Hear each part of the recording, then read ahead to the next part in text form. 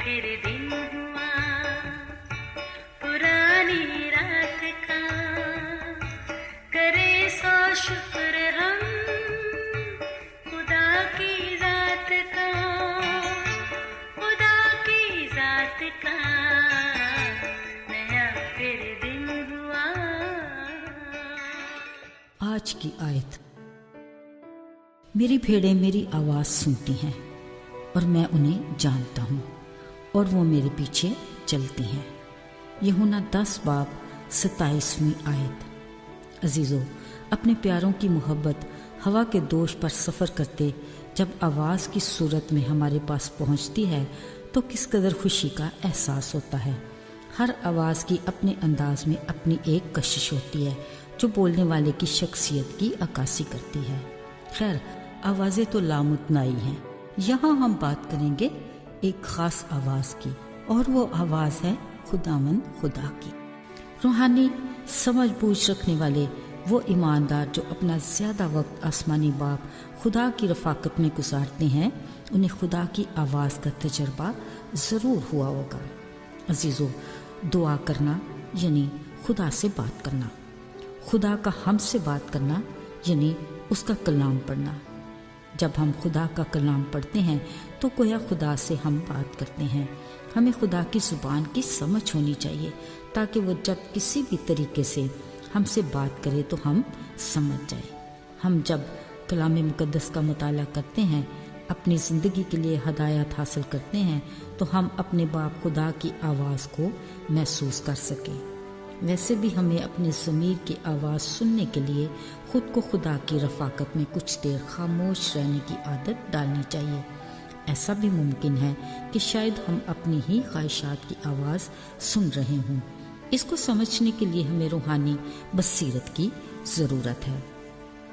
अजीज़ों, जब कभी हम खुदा की आवाज़ के बारे में बात करते हैं तो एकदम हमें छोटे सैमुएल का वो फ़िक्रा याद आ जाता है जो कभी हमने संडे स्कूल में सीखा था कि आए खुदा फरमा क्योंकि तेरा बंदा सुनता है। हन्ना का मन्नतों से मांगा बेटा सैमुएल अपनी छोटी उम्र से ही हैकल में खिदमत के लिए आया था। उसका काम हैकल में शमादानों को जलाए रखना, हैकल का दरवाज़ा खोलना और बंद करना, एली काहिन की खिदमत और दीगर छोटे काम थे। अगरचे उसको अपने मुस्तकबिल के बारे में कुछ भी इल्म नहीं था, पर वो अपनी मौजूदा जिम्मेदारियों को बड़े एहसन तरीके से सरअंजाम दे रहा था। वक्त के साथ साथ उसकी तरबियत भी हो रही थी। खुदा भी उससे राज़ी और खुश था। वो इस बात से बेखबर था कि खुदा का उसके लिए मंसूबा क्या है। वो खुदा को अभी अच्छे से जानता ही ना था। खुद खुदा को भी उसके लिए ठहराए वक्त का इंतज़ार था। अजीज़ों, एक रात सैमुएल सो रहा था कि खुदावन ने उसे पुकारा। सैमुएल ने सुना और भागकर एली काहिन के पास गया। पता चला कि एली काहिन ने तो उसे नहीं बुलाया। ऐसा 3 बार हुआ। हर बार सैमुएल का वही अमल और एली काहिन का वही रद्द अमल होता। मगर ऐसा क्यों है? एली अपनी रूहानी बसीरत की बदौलत समझ गया। सैमुएल को समझाया, जा लेट रह, अगर अब वो तुझे पुकारे तो कहना आए खुदावंद फरमा क्योंकि तेरा बंदा सुनता है। अगली बार भी फिर ऐसा ही हुआ। सैमुएल ने फौरन जवाब दिया, आए खुदावंद फरमा क्योंकि तेरा बंदा सुनता है। अजीज़ों, यहाँ एक बात गौर तलब है। 3 बार सैमुएल को आवाज़ आई। वो हर बार उठकर एली काहिन के पास जाता। फिर भी सोते में उठकर जाने के बावजूद वो सब्र और बगैर बुड़बुड़ाए ताबेदारी करता रहा। इसकी बदौलत उसे खुदा को अपने करीब पाया। अजीज़ों, अगर हम भी खुदा की आवाज़ को सुनना और उसे अपने करीब पाना चाहते हैं तो हमारा रवैया भी सैमुएल जैसा ही होना चाहिए।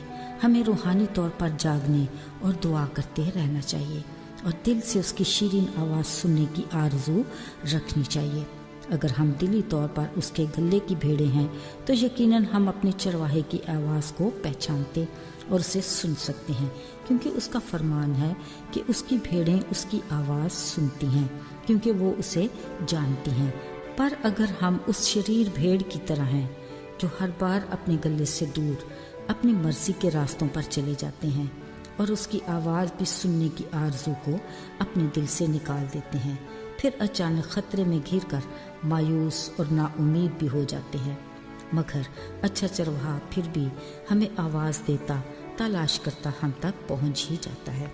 عزیزو، خالق خدا قادر مطلق باپ، جس کی آواز اور الفاظ کی قدرت سے کائنات کی ہر شے وجود میں آئی، اس کی تخلیق کی خوبصورتی ہی اس کی آواز ہے۔ بعض اوقات ہماری زندگی میں کچھ ایسے حالات و واقعات آتے ہیں جو ہماری خواہش اور ہماری ضد کے منافی ہیں، ایسے میں ہمیں اس کی آواز کو سمجھنا چاہیے۔ عزیزو، اکثر حالات میں اس کا بخشا ہوا مددگار پاک روح اپنے کلام کے ذریعے ہمیں آگاہی دیتا ہے، اور کبھی خواب یا رویا میں وہ اپنے بندوں کو اپنی مرضی اور ارادے سے خبردار کرتا ہے۔ یہ جب ممکن ہے جب ہم روحانی طور پر اس کے کلام کو پڑھنے، سننے اور سمجھنے کے لائق ہوں گے۔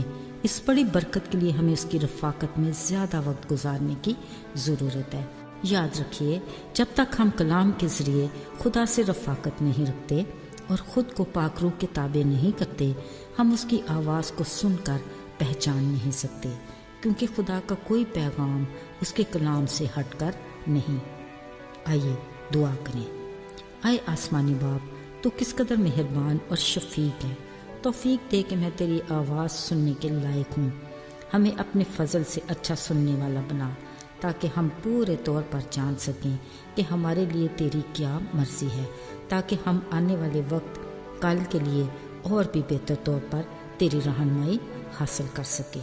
شکر گزاری کے ساتھ مانگتے ہیں یسوع کے نام سے، آمین۔